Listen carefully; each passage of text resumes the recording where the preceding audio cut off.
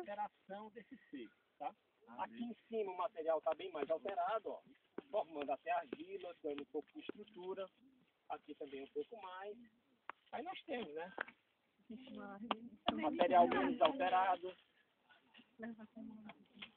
Material menos alterado e por aí vai. Tá bom?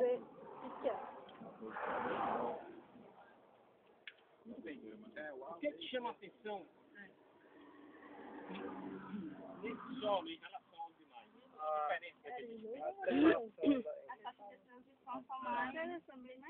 Claro, mudanças entre os horizontes, ou seja, o tipo de transição, né? A transição entre os horizontes são mais realmente nítidos, mais visíveis, tá? Não confundir com aqueles horizontes tradicionais. Muita transição entre os horizontes e os horizontes tradicionais. Então, quando a gente está falando lá de AE a B, é horizonte tradicional.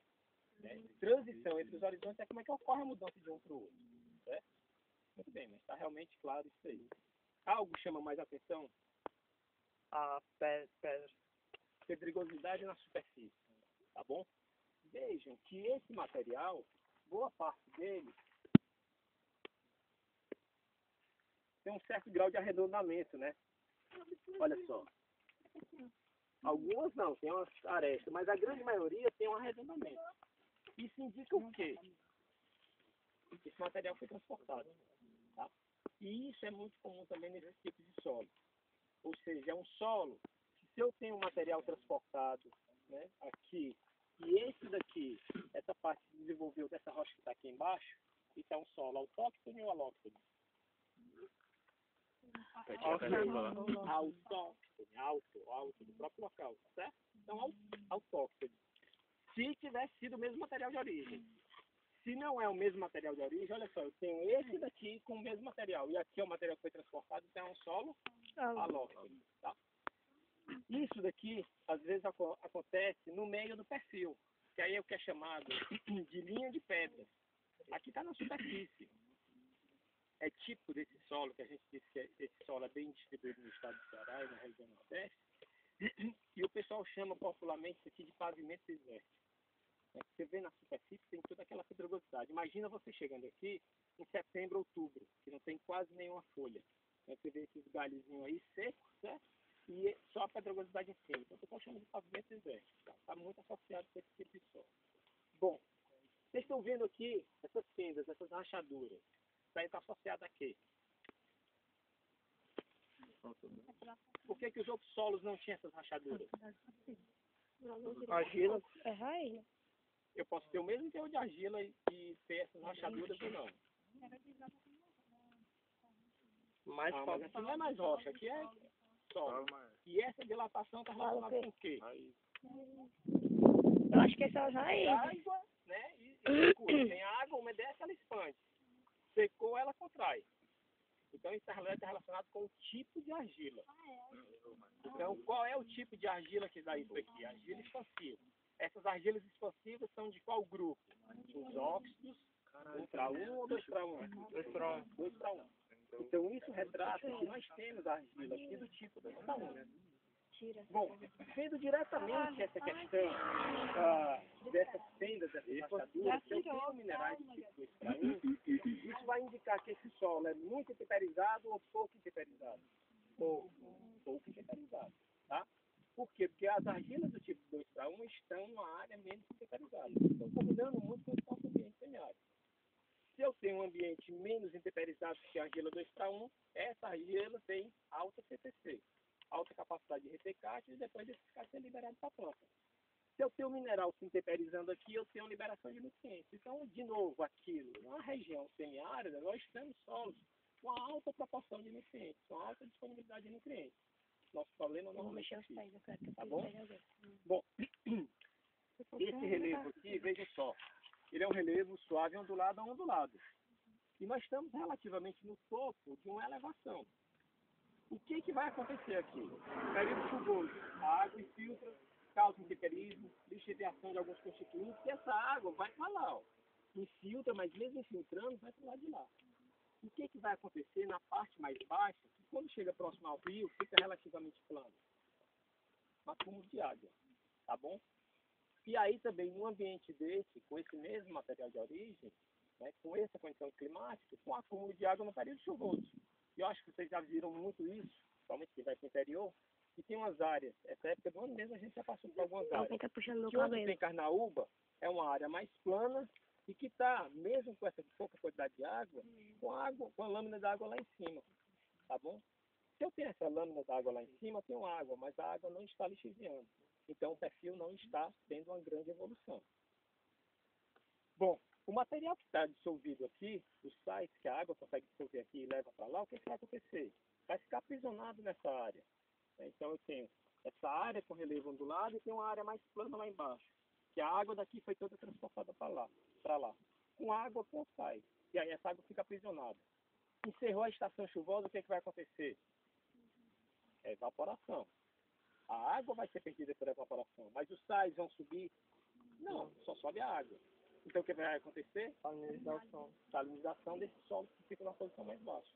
E aí você tem uma associação direta, né, com solos que não são muito evoluídos nessa posição mais baixa, com acúmulo de água temporária no período chuvoso e com excesso de sais. E que a carnaúba se dá muito bem com ela. Então vai originar um outro tipo de solo que também é muito comum na nossa região. Dando nome, embora não precise vocês decorar esses nomes agora. Vocês vão ver isso lá em classificação. Essa parte de baixo que eu acabei de explicar, que fica numa área, né, mais baixa, mas com relevo plano, origina o que nós chamamos de planossolo, tá? Que são solos que normalmente têm problemas de salinidade, mas com sequência de horizonte A, B, C, às vezes A é B, C. E esses que estão mais em cima são os luvisolos, antigamente chamados Bruno não cálcio, também com a mesma sequência de horizonte. Também os dois com argila de atividade alta, né, com CPC alta, com argila do tipo 2:1, sendo que lá rico em nutrientes, mas não sai.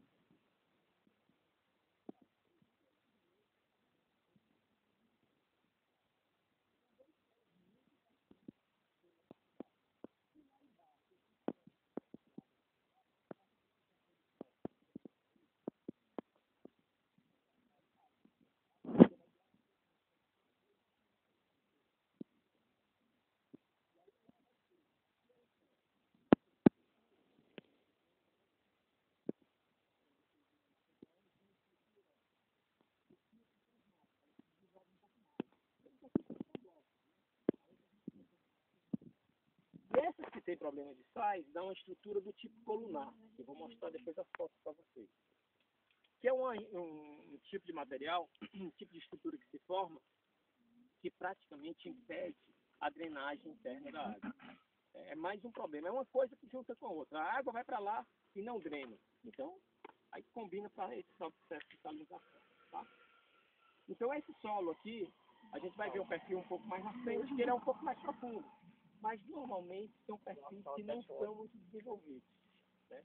E é um solo, como a gente disse, está repetindo de novo, com grande distribuição no estado do Ceará, no Nordeste semiárido. É um solo que você não encontra, de uma forma geral, em outros climas, está relacionado com o clima semiárido, e pela sua alta fertilidade, né, química, sua alta disponibilidade de nutrientes, e não ter esse problema como tem o planossolo, ele era muito explorado, principalmente com algodão, milho, feijão, tá? E o gado, claro. Então, devido a essa condição, digamos, de pouca profundidade dele, de ter um horizonte B com acumulação de argila, ele também não tem uma boa drenagem interna. É um solo que fica muito suscetível ao processo de erosão. E quando o pessoal explorava, né, nossos pais, avós, os avós exploravam a propriedade, faziam o quê? Plantava algodão. Algodão arbóreo. Entre algodão, plantava milho. Depois escolhia o milho e botava o gado. Comia tudo. A folha do algodão caía, vinha um período chuvoso, estava tudo descoberto, tudo limpo. A água da chuva caía, desestruturava o solo, sem a declividade, escoava a água, erosão. Então, boa parte desse solo tem um horizonte A erodido. Então, parte desse horizonte A erodido. Tá? Mas são solos que, de uma forma geral, quimicamente, eles têm uma boa disponibilidade de nutrientes. Esse pavimento desértico, essa pedregosidade que nós temos na superfície, tem essas duas explicações. Né? Primeiro, essa questão do transporte. E ninguém pode negar isso. Pelo grau de arredondamento que nós temos nesse material quartzoso aqui em cima, é um material que foi transportado. Né? O pessoal da geologia chega a estimar qual foi, digamos, a distância que esses seixos percorreram com base no grau de arredondamento. Né? A gente não tem relação com isso, a gente não quer esse tipo de pesquisa, mas sabe que isso foi transportado. E é claro que esse material não foi transportado só esses seixos aí. Veio junto o quê? Argila, areia, tá? E parte desse material foi erodido, por esse processo que eu acabei de explicar para vocês. Como os seixos são de diâmetros maiores, têm mais massa, são dificilmente transportados. Então, ocorre o que vocês vão ver lá em manejo de solo com a erosão diferenciada, né? Com a erosão seletiva. Ela está retirando só o material mais fino, claro que é o mais fácil de transportar. Termina deixando essas partículas mais grosseiras aqui. Tá bom? Perguntas?